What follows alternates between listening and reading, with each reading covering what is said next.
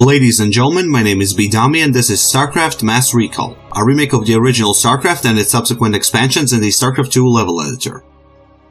Well, here we are again. It's always such a pleasure. Remember when the Zerg and humans tried to kill me twice? Oh, how you all laughed and laughed, except I wasn't laughing. Under the circumstances, I was shockingly nice. And no, I did not play Portal 1 or 2, but I thought this introduction will do. I apologize for not making this Let's Play sooner, but I was busy with preparing for the charity video.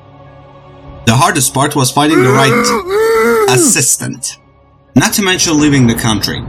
The police weren't very keen on that. Hey man, headquarters has begun analysis of the discs. They expect to have them decoded shortly. I hope whatever's on those discs is worth it. Receiving incoming transmission from Arcturus Minsk. You and Captain Rayner have done well, Commander. I believe our efforts have weakened the Confederacy's grip on the fringe worlds. But our job out here isn't done yet. Lieutenant Kerrigan, my second-in-command, will elaborate. I'll get straight to the point. Our sources tell us that Antigua Prime is ready to begin open revolt against the Confederacy. Unfortunately, the Confederates seem to be aware of this as well. They've stationed a large detachment of Alpha Squadron troops there, under the command of General Duke. It will be your job, Commander, to free this colony and show our good intent to the Antiguan people. Lieutenant Kerrigan will help you deal with Duke's officers. The rest of the Confederates are yours to deal with. Understood, sir. Rayner's ready, so let's get the show on the road.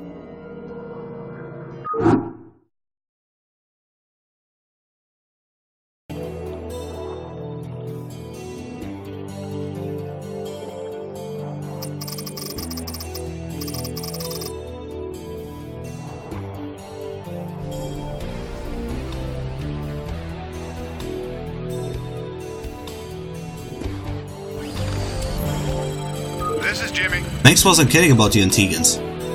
They already have the bunkers and production facilities in place. Lovely, they're prepared. Now let's go find Kerrigan and get her to the command center. Captain Rayner, I finished scouting out the area and... you pig! What? I haven't even said anything to you yet. Yeah, but you were thinking it. Oh, yeah. You're a telepath. Look, let's just get on with this, okay? Right. What now?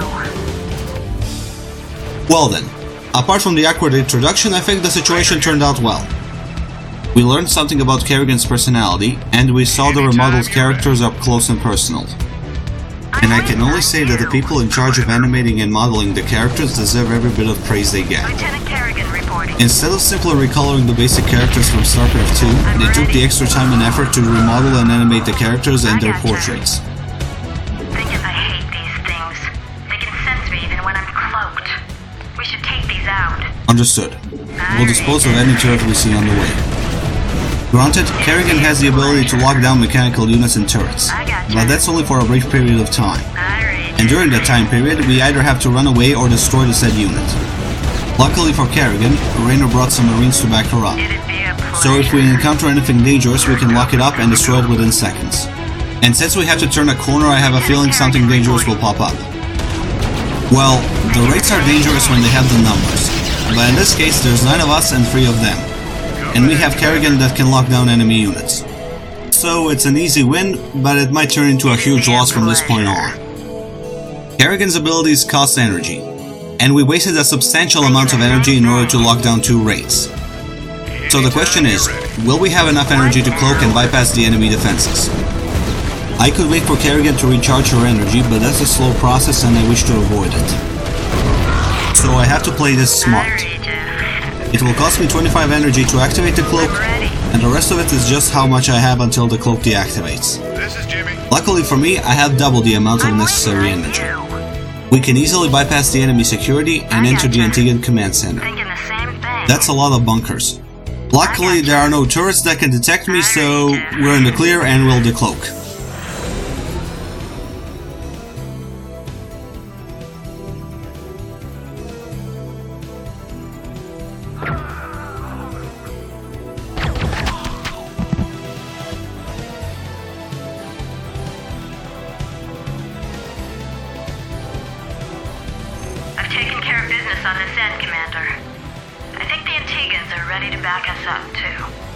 That's right. We've tolerated these Confederate goons long enough. Base is under attack. And the revolution has begun. After we get rid of the Confederate forces here and set up some defenses, I will start explaining what's the plan of attack. First things first, SCVs will start repairing the bunkers while Raynor and his men finish off any enemy stragglers. In the meantime, the command center will start producing additional SCVs and set up a rally point towards the mineral patches. Commander, I'm picking up a large Confederate strike force advancing on our position. Well, they're not wasting any time. Jacked up and good to go. Well, yes. That's one of the basic tactics of warfare. Kill your enemy before he kills you. And since we are not in a position to do so, we will have to take certain actions that will enable us the ability to achieve the set goal. One of those actions will be placing our injured Marines into the bunkers. Second action will be the creation of control groups and rally points. Control Group 6 will be the command center. We'll start producing SCVs and start mining immediately. Most of our mineral supply was spent on repairing the damaged buildings, so the sooner we can resupply the better. The moment we hit 150 minerals, I'll start building an academy and after that the listening post. In the meantime, I'll move Raynor towards the starport and I'll move the starport towards the barracks. I'll move most of my production facilities towards the edge of the map where they can be protected easily. By doing so, I can avoid any unwanted surprises and I only have to focus on defending the south and west ends of the base. I just have to worry about positioning my buildings correctly. If they're too close to the edge of the map, they'll have to redeploy in order to expand. And while that isn't too much of a problem, it tends to get really annoying when your building flies up because one pixel is out of order. Not to mention it takes away from the time you could have used to upgrade your troops. In any case, the facilities are on their way and we have enough minerals to build an academy. And while the academy is being built, we'll build up an engineering bay. Right after we get enough minerals. Come on, wait a bit, and no, do not repair the bunker, build an engineering bay. Reporting in. And while the said buildings are being built, let's discuss a couple of changes that happened in my life so far. Well, not just my life. Those changes affected anyone who played video games or read comic books.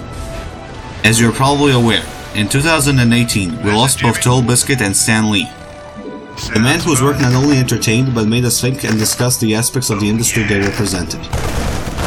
Totalbiscuit gave us his detailed and honest opinions about the games he played, and did his best to inform us about the darker side of game publishing. The best known example will be the Shadow of Mordor contract.